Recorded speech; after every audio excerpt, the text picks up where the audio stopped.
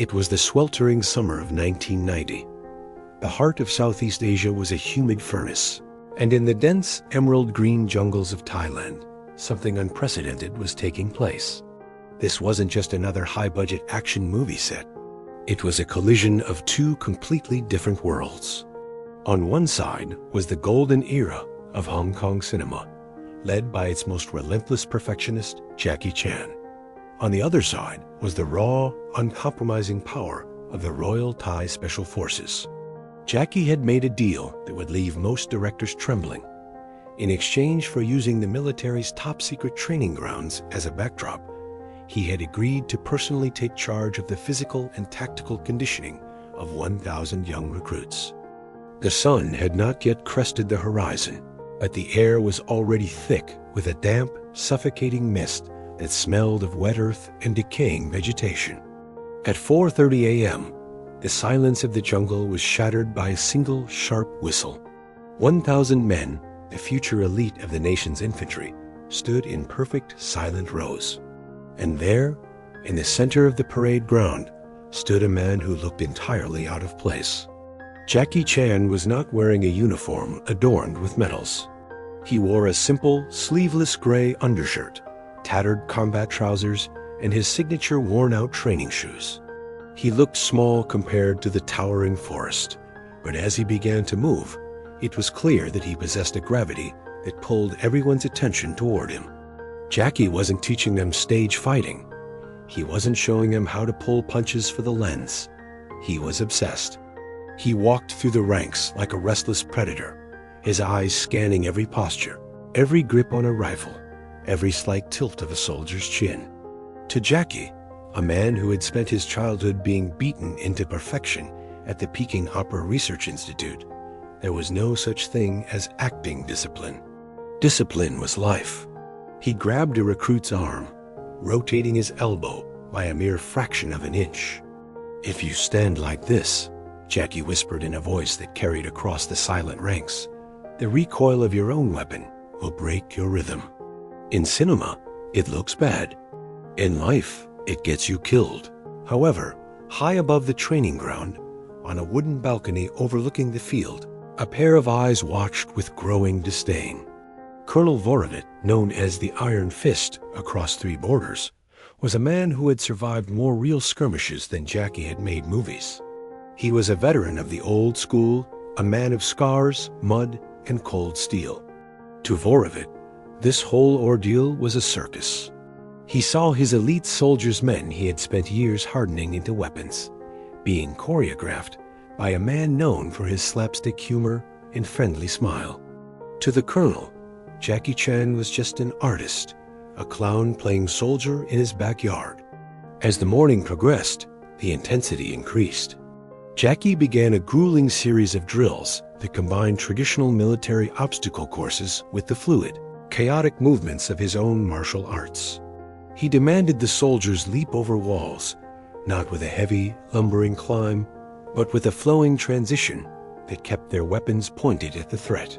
He pushed them to fall onto the hard, sun-baked clay and roll instantly back to their feet, using the momentum of their own weight.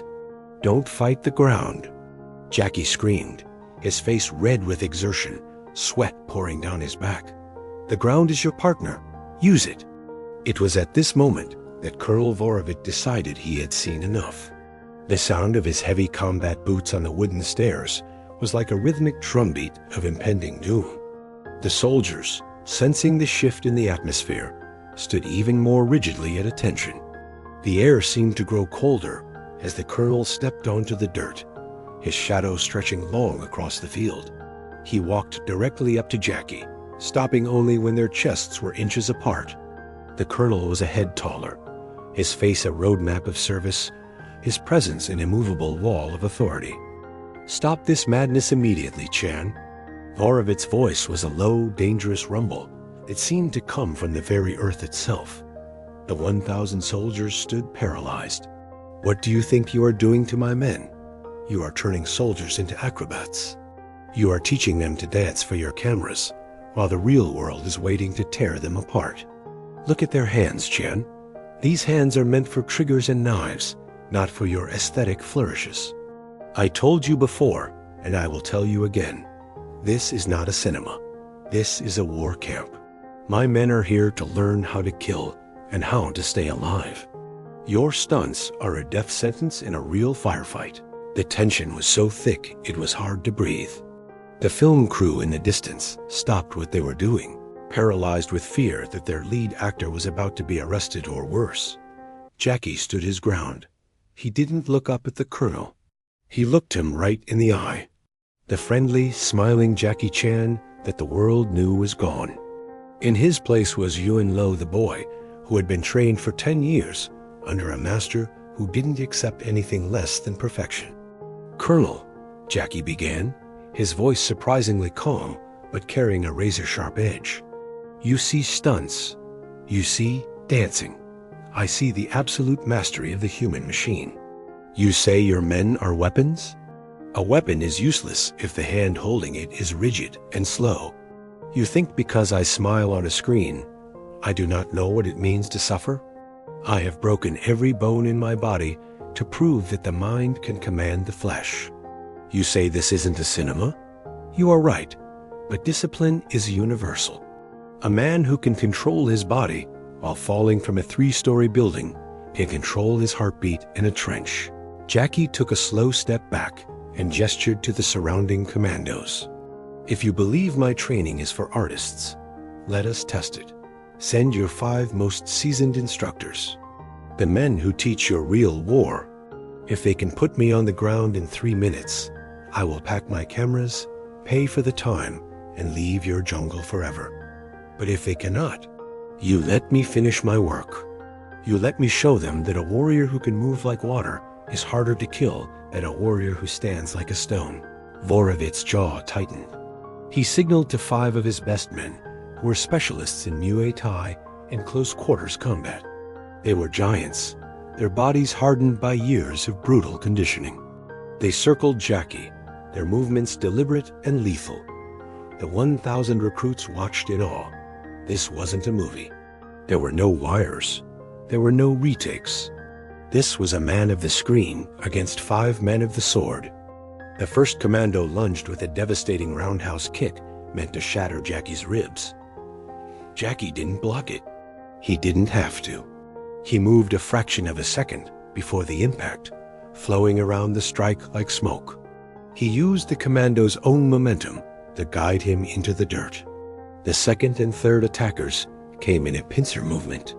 Jackie dropped low, his body a blur of calculated motion. He swept a leg, not with the intention of hurting, but to disrupt their center of gravity. Within seconds, the pride of the Thai Special Forces were stumbling, grabbing at air where Jackie had been just a moment before. Jackie wasn't fighting them in the traditional sense. He was demonstrating a level of spatial awareness that was almost supernatural. He leaped over a charging soldier, landed on his hands, and flipped back to his feet in one continuous motion. He used a training rack as a pivot point, swinging his body 360 degrees to avoid a grapple, landing perfectly poised for a counterattack he never delivered. He was showing them that his stunts were actually the highest form of tactical evasion. In under 2 minutes, the 5 commandos were standing in a circle, gasping for air, their faces flushed with a mix of frustration and profound realization. They couldn't touch him. Not because he was stronger, but because he was more disciplined in his movement than they had ever thought possible. Jackie stood in the center, his breathing steady, his eyes locked on the colonel. He picked up a heavy wooden training rifle and held it out to Vorovich. "Colonel, a soldier who knows how to fall never fears the ground. A soldier who knows how to move never fears the bullet. The intent is different, but the mastery is the same." Colonel Vorovich looked at the dirt, then at his gasping instructors, and finally at Jackie. The wall of hostility in his eyes began to crumble. He realized that the man before him wasn't a movie star, pretending to be a hero. He was a master who had dedicated his entire life to the same level of absolute discipline that the military demanded, just in a different arena. The colonel took the rifle, a faint, rare smile touching the corners of his mouth. He turned to his 1,000 men and roared with a voice that shook the trees. "Egatime Devum Edin. Continue the training. And Chan, after the session, you will show me that footwork." Perhaps the cinema has more to teach the battlefield than I thought. The following weeks were a blur of sweat, pain, and mutual respect. Jackie didn't just train them for the film. He stayed late into the nights, sharing his knowledge of body conditioning and agility. When the production finally wrapped and the trucks were being loaded to leave the jungle, the 1,000 soldiers didn't give Jackie a polite applause. They formed a double line reaching from the camp gates to the main road. As Jackie's jeep drove through, 1,000 hands snapped to their brows in a simultaneous thunderous salute. Jackie Chan looked back at the receding jungle, a small scar on his hand and a deep sense of pride in his heart. He had proven that cinema wasn't just about entertainment, it was a testament to what a human being could achieve through Sarsolma's unshakable will. The colonel stood at the gates, watching the dust settle.